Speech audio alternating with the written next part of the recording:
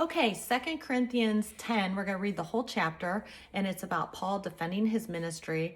Paul wants to let the Corinthians know that he's authentic in what he's saying and what he's doing, and that the Lord is providing for Paul so that Paul can provide to them, and that the Corinthians can then use their influence for whatever God has for the Corinthian people.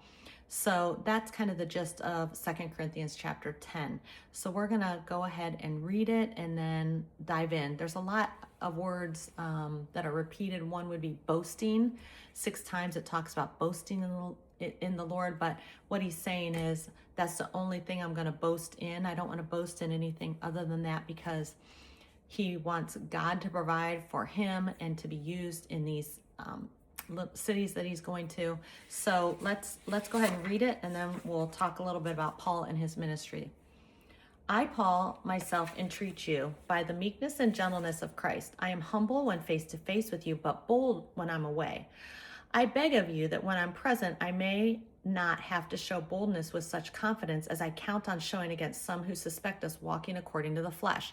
So there's Corinthian people talking to them about, hey, is Paul the real deal? Is he walking in the flesh or in the spirit? Chapter 3, for though we walk in the flesh, we're not waging war according to the flesh. For the weapons of our warfare are not of flesh, but of divine power to destroy strongholds. We destroy arguments and every lofty opinion raised against the knowledge of God, and take every thought captive to obey Christ, being ready to punish every disobedience when your obedience is complete.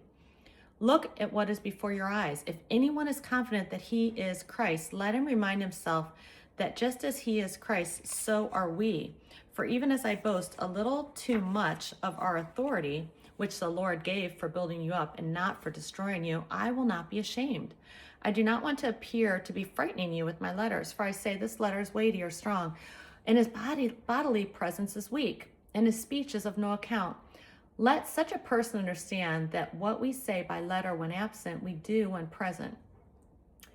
Not that we dare to classify or compare ourselves with some of those who are commending themselves, but when they measure themselves by one another and compare themselves with one another, they are without understanding.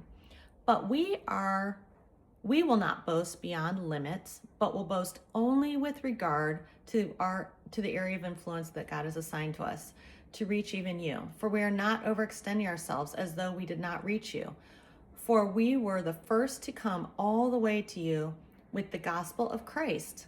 We do not boast beyond limit in the labors of others, but our hope is that your faith increases, that our area of influence among you may be greatly enlarged, so that we may preach the gospel in lands beyond you, without boasting of work already done in another's area of influence. Let the one who boasts boast in the Lord, for it is not the one who commends himself who is approved, but the one whom the Lord commends. Okay, so the main verse here, I think, is verse 17.